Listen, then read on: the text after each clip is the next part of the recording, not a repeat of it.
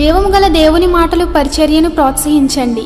మీ ప్రోత్సాహాన్ని మరిన్ని వీడియోస్ కొరకు మన ఛానల్ని సబ్స్క్రైబ్ చేయడం ద్వారా తెలియపరచండి. లైక్ చేసి షేర్ చేయండి. ఈ సువార్త పనిలో మీరును పాలుభాగస్తులు కండి. జీవంగాల దేవుడి మాటలు వింటున్న మీ అందరికీ వందనాలండి. జీవంగాల దేవుడి మాటలు ఈరోజు మీతోని నాతోని ఏం మాట్లాడుతున్నారో ఇందామా మరి. ప్రియా దేవుడి సంఘస్థులారా, ఈరోజు వాక్యాంశము నా హృదయాన్ని చూసే. హల్లెలూయా. ప్రియా దేవుడి సంఘస్థులారా, మీరంతా బాగున్నారు కదా? దేవుడి కృప చూపించి మనకి మరొక నూతన రోజు అనుగ్రహించారు. ఆయన నమ్మను గొప్ప చేయడానికి, ఆయన నమ్మలో మనం అందరం ప్రకాశించడానికి మరి ఉదయకాలమే లేచి ప్రార్థనలు చేసుకున్నారా? బైబిల్ చదివారా? మరి ఇంకా ప్రార్థన చేసుకోకపోతే తొందరగా ప్రార్థన చేసుకోండి. బైబిల్ చదవండి. అనేకుల కొరకు ప్రార్థనలు చేయండి. ప్రార్థన చేయడం వల్ల, బైబిల్ చదవడం వల్ల అపవాది మన ముందు ఏ ఆయుధం రూపించినా అది వర్తెల్లదండి. మరి కాబట్టి మీరు ప్రార్థనలు చేసుకుంటూ బైబిల్ చదువుకుంటూ మీ హృదయాన్ని సిద్ధపరచుకోండి. అనేకుల కొరకు ప్రార్థించండి. ఇప్పుడు మరి డిగ్రీ ఎగ్జామ్స్లు, ఫైనల్లు జరుగుతూ ఉన్నాయి. ఎంతోమంది సెకండ్ ఇయర్ ఎగ్జామ్స్లు అవి జరుగుతున్నాయి. మరి ప్రతి ఒక్కరు ఎగ్జామ్స్ల బిడ్డల కొరకు ప్రార్థనలు చేయండి. అలాగే ఉపవాస ప్రార్థనల కోసం ప్రార్థనలు చేయండి. మరి ప్రతి చంటి బిడ్డల కొరకు ప్రార్థనలు చేయండి. అలాగే ఈ దినము జీవంగాల దేవుడి మాటలో ఏం మాట్లాడుతున్నారో మొదటి నుంచి చివరి వరకు విందాం. ఆ రీతిగా మన హృదయాలు సరి చేసుకుని ప్రభు రాకకే సిద్ధపడదాం. ఈరోజు వాక్య భాగం మొదటి సమయాల గంధము 16వ అధ్యాయం 7వ అయితే సమూయేలుతో ఇలా సెలవిచ్చును, అతని రూపమును అతను లక్ష్య పెట్టకు. మనుషులు లక్ష్య పెట్టింది యెహోవా లక్ష్య పెట్టడు. నేను అతన్ని తోసివేసి ఉన్నాను.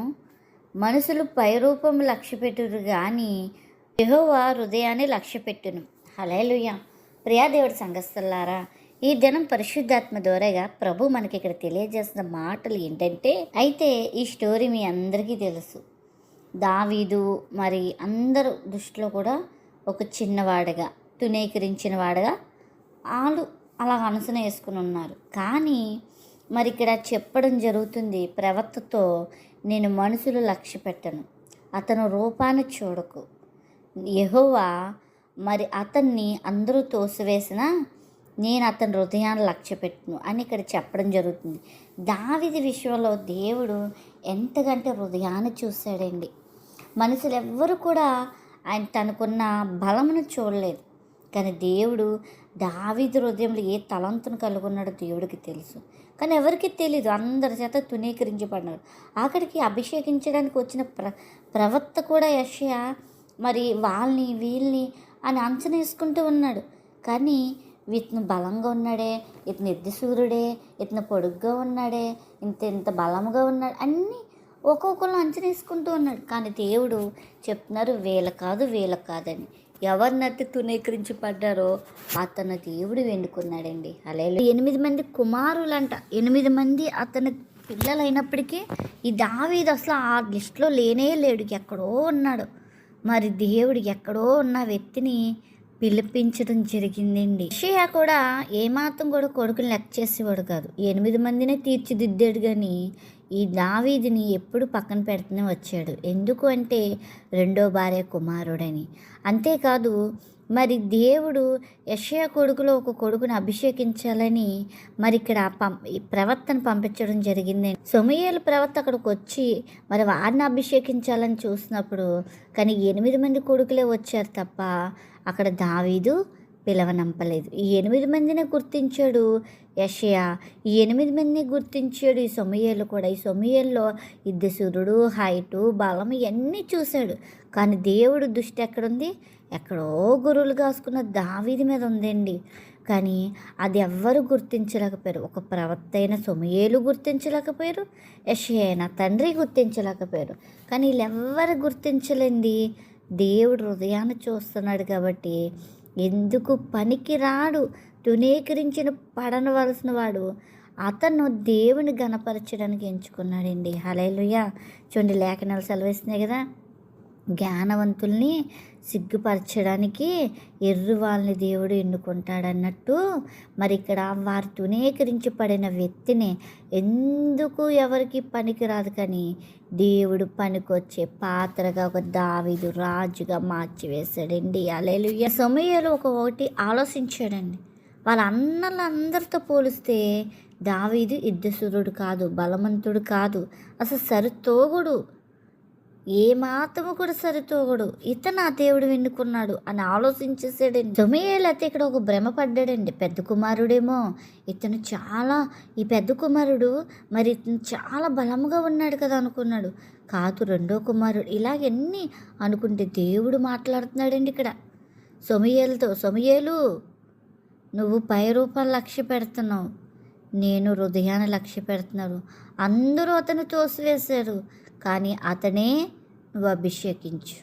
చూడండి, కొమ్మి విత్తి అక్కడ అభిషేకించడు. అలాగే నీ ఇంట్లో నువ్వు తునీకరించి పడుతున్నావేమో, కానీ దేవుడి దృష్టికి నిన్ను ఒక పాత్రగా చేయాలనుకుంటున్నాడు. ఒక రాజుగా, ఒక రాణిగా నేను చేయాలనుకుంటున్నాడు. నువ్వు అందరి చేత్తో తునీకరించి పడవచ్చు, ఎందుకు పనికి రాపోవచ్చు, పనికొచ్చే పాత్రగా చేస్తారు. మన పనికి రావని మరందరిని మనం విసిరేయచ్చు, పనికి రామ్ పాత్రగా ఉండొచ్చు, కానీ నిన్ను నన్ను కూడా ఆయన పనికొచ్చే పాత్రగా నిలబెట్టబోతున్నాడు. హల్లెలూయా. ఆయన హృదయము చూసేవాడండి.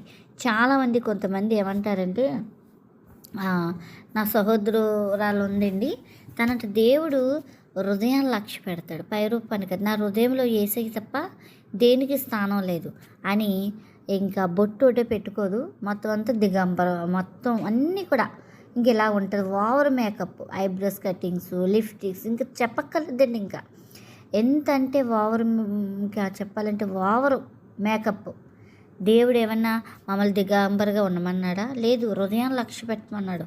నేను ఇలాగే ఉంటాను, పై రూపం దేవుడు చూడ్డు అని మాట చెప్తారు. కాదండి, నువ్వు హృదయంలో దేవుని ఎంత స్థానం ఇచ్చావో చూస్తాడు, పైన కూడా నువ్వు ఎలా దేవుని ధరించుకున్నా కూడా చూస్తాడు.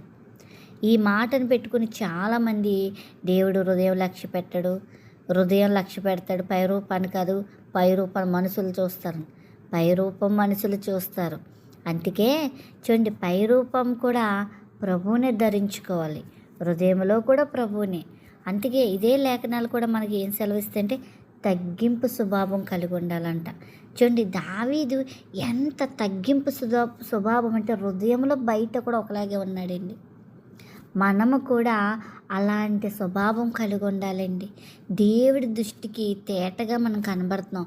మనుషులకి మన వేషధారంగా కనబడచ్చు, కానీ మన రంగులన్నీ కూడా ప్రభువు తేటగానే కనబడతాయండి. హృదయం లక్ష్య పెట్టున్నారు, నా దేవుడు హృదయం లక్ష్య పెడతాడు, నా పై రూపం కాదు, నేను ఇలాగే ఉంటాను, నేను సినిమాలే చూస్తాను, నేను జోకులే చేస్తాను, దేవుడు హృదయం కదా, నేను ఇప్పుడు దేహాన్ని ఎలాగైనా పాడు చేసుకుంటాను, సిగరెట్లు కాలుస్తాను, మందు తాగుతాను, వ్యభిచారిస్తాను, ఈ కళ్ళతో రకరకాల పాపాలు చూడొచ్చు అని అనుకుంటూ ఉంటారు. జాగ్రత్త, ఇలా భ్రమపడుతున్న ప్రతి ఒక్కరికి దేవుడు హృదయం లక్ష్య పెడుతుందంటే, నీ హృదయం అంటే తలంపు, నీ హృదయం ఏది నిడుతుందో అదే నీ నోటంతో వస్తుందని కూడా చెప్తుంది. నీ తలంపులు ఏది పుడుతుందో అదే నేను గాయపరుస్తుంది. కాబట్టి మొదటిగా కన్ను నేను మోసం ఇస్తుంది. కన్ను ఏది చూస్తుందో నీ దేహం అంతా కూడా పాడు చేస్తుంది. కాబట్టి నువ్వు చాలా భద్రతగా ఉండాలి. హృదయం పాడు చేసుకోకు. నీ హృదయం దేవుడే చూస్తాడు.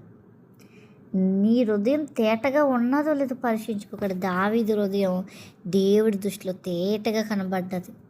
అందరూ పై రూపమే చూస్తాడు, కరెక్టే, కానీ దేవుడు పై రూపం పనికిరాదని చెప్పాడు. అది గుర్తు పెట్టుకోండి. ఇక్కడ పై రూపం మేకప్లో పని చేయమని చెప్తున్నాడు. ఇక్కడ తగ్గింపు స్వభావం కలిగి చాలామంది తునీకరించి పడుతుండి, వారికి దేవుడికి కావాలండి. బలవంతులే, మేకప్ రాణిలే, మేకప్ హీరోలే పనికిరారు. ఇక్కడ ఏమీ లేదు. చూడండి, గొర్రెలు కాసుకుంటూ దేవుని స్తుతించుకుంటున్నాడే, దేవుని గణపరిచాడండి. దావీదు హృదయానుసరుడైపోయాడండి. ముగింపు దినం గొప్పగా ఉంటుందండి. తన ప్రయాణంలో కొన్ని దేవుడికి గాయపరిచినవి ఉన్నా అధికంగా దేవుణ్ణి గణపరిచాడండి దావీదు గారు. హల్లెలూయా. దేవుడు దావీదునే ఎక్కువ గణపరిచాడు. చివరిలో దేవుడికి హృదయానుసరుడైపోయాడండి. ఇది కదండి మనకు కావాల్సింది, ఇలాంటి భక్తి కదా. దేవుడు హృదయం లక్ష్య పెట్టడం అంటే దేవుడికే హృదయానుసరుడైపోయాడండి దావీదు. ఇలా జీవించాలి మనం, అంతే తప్ప ఏదో వాక్యాన్ని మనకు అనుకూలంగా మార్చుకొని జీవించకూడదు. ఎవరుంటారండి ఈ రోజుల్లో, మన మట్టి దేహం ఏంటి. ఈ మధ్యలో నేను ఒక సిస్టర్ దగ్గర బాగా వింటున్నాను, మనకి స్వభావం మట్టి స్వభావం కదండి, మట్టి దేహం కదండి, ఏదో ఒకటి వస్తాయి బీజాలు మనకి అంటారు. ఎందుకు వస్తాయి? ఒకళ్ళతో గొడవ పెట్టుకున్నప్పుడు వాళ్ళతో చాలా నిబంధన చేసుకుని మాట్లాడడం మానేస్తాం. ఎక్కడుందా కోపం? అది మనలోంచే కదా. కానీ దేవుడు దాన్ని విడిచిపెట్టమంటున్నాడు. అలాగే మన స్వభావాలు కూడా కొన్ని మార్చుకుంటూ ఉంటే ఆటోమేటిక్గా ప్రభుకి నచ్చిన బిడ్డలుగా మనం జీవించగలమండి. హల్లెలూయా. అయితే దేవుడు నీతో చివరిగా చెప్తున్న మాట, ఎవరైతే నిన్ను ఆయన చెప్తున్న ఎవరైతే పక్కన పెడతారో, పనికి రాదు, ఇది పనికి రాదు, వీడు పనికి రాడు, వీడి వల్ల ఎంతో నష్టం, వీడి వల్ల బ్రతకడమే వేస్ట్ అనుకుంటారో వారిని దేవుడు గొప్పగా మరి తయారు చేస్తాడండి, గొప్పగా సిద్ధపరుస్తారండి. యోసేపు జీవితంలో చూసారా, యోసేపు జీవితంలో కుటుంబం అంతా దూరం అయిపోయారు, అన్నలే శత్రువులు అయిపోయారు. మరి చూడండి, అన్నలే శత్రువులు అయిపోయారు. మరి అలా ఎన్నో ఇబ్బందులు పడ్డాడండి. ఒకరోజు 2 రోజులు కదండి, మరి చూడాలంటే దగ్గర ఒక 17 సంవత్సరాలు ఇబ్బంది పడి ఉండొచ్చు అనుకుంటున్నాను నేను. అదే అండి, అలా ఇబ్బంది పడవచ్చు. కానీ మనకి ఒకరోజు 2 రోజులు ఇబ్బంది పడితే చాలా నాకే వచ్చినాయి కష్టాలు అని బాధపడిపోతాం. కానీ మనం ఎంత తునీకరించబడతామో అంత దేవుడు హెచ్చిస్తూ ఉంటాడండి. హల్లెలూయా. నా జీవితంలో అయితే ఎన్నోనండి, ఎంతమందో తునీకరించబడ్డాడు, ఎంతోమంది నన్ను ఏడిపించారు, ఏడిపించిన వారు ఇప్పుడు ఇంకా ఏడుస్తున్నారు. అలా నేను అనకూడదు కానీ చెప్తున్నాను. కానీ దేవుడు విడిచిపెట్టడండి, విడిచిపెట్టడు. కాబట్టి మనం దేవుణ్ణి అతుక్కొని ఉంటే ఫస్ట్ దేవుడు వారు సిగ్గుపడేలాగా మనల్ని హెచ్చిస్తాడండి. చూడండి, దావీదు అన్నదమ్ముళ్ళు, తండ్రి, మరో ఆ ఊరు అంతా కూడా సిగ్గుపడేవారుగా ఆ ఊరికే రాజు చేసేసాడండి దేవుడు. ఇప్పుడు వారి అన్నలు, తన తండ్రి, మరి తన శత్రువులందరూ చేతులు కట్టుకుని ఉంచేవాళ్ళు ఎక్కడ? దావీదు రాజుగారి దగ్గర. చూసారండి, దేవుడు ఎంత హెచ్చించేశాడో. నిన్ను నన్ను కూడా అలా హెచ్చించాలంటే దావీదు రాజుగారిలాగా దేవుడికి సమీపంగా ఉండాలండి, దేవుడినే దృష్టిలో పెట్టుకోవాలి. ఒకరు తునీకరించారని బాధపడకూడదు, ఒకరు ఏళన చేశారని కుంగిపోకూడదు. అన్ని వేళల్లో దేవుని స్తుతించుకుంటే దేవుడు ఆ హృదయాన్ని చూసి నేను హెచ్చిస్తాడండి. హల్లెలూయా. తర్వాత దావీదుని చాలా చిన్నచూపు చూడాలని వాళ్ళ అన్న కోపం పెట్టుకొని దావీదుని మరి యుద్ధంలో చాలా మరి తన మాట్లాడుతూ ఉంటాడు. సౌలుని చంపడానికి వచ్చినప్పుడు కాదండి, గొలియాతు మాటలు విసురుతున్నప్పుడు, అప్పుడు సౌలు మరి దావీదు అన్నదమ్ముళ్ళు అందరూ అక్కడే ఉంటారు. కానీ ఒక్కరు కూడా ముందుకు సాహసం చేయరు. ఎప్పుడైతే దావీదు అక్కడికి వెళ్తారో అప్పుడు కూడా చిన్న చూపు చూస్తాడు దావీదు వాళ్ళ అన్నలు. కానీ అక్కడ దేవుడు హెచ్చించాడండి. హల్లెలూయా. మనం అయితే ఈ మాటలు తీసుకొని అక్కడే ఆగిపోతాం. కానీ దావీదు గారు ఎవరి మాటలు తీసుకోలేదు, నా దేవుడే చూసుకుంటాడని ముందుకు సాగిపోయాడు. మనము కూడా ఎవరి మాటలు పట్టించుకోకూడదు. ఇది నీ వల్ల అవుతుందేంటి, నీ వల్ల అవుతుందేట్రా, జరగదు ఇది అంటారు. ఆ మాటలు పక్కన పెట్టుకోవాలి, నా దేవుడే జరిగిస్తాడనుకుని వెళ్ళిపోవాలి. హల్లెలూయా. ఎప్పుడైతే నువ్వు అలాగ ఉంటావో నీ హృదయంలో ఉన్న తలంతులు బయటకు వస్తాయి. చూడండి, దావీదు హృదయంలో దేవుడు ఏది పెట్టాడో గుర్తించాడు, దాని విజయం సాధించేలాగా చేసిందండి. అలాగే నువ్వు నేను కూడా దేవుడు మనలో ఉన్న తలంతును గుర్తుపెట్టుకొని ప్రార్థించాలి. ఆయన హృదయాన్ని చూస్తాడు. కాబట్టి నీవు ఆయనలోనే నింపుకొని ఉండు. దేవుడు హెచ్చించిన సమయంలో నేను హెచ్చిస్తూనే ఉంటాడు. ఆయన హత్తుకొని నీ హృదయాన్ని అలా సిద్ధపరచుకో. అటు కృపాధన్యత ప్రభు మనందరికీ దినము అనుగ్రహించునుగాక. ఆమేన్.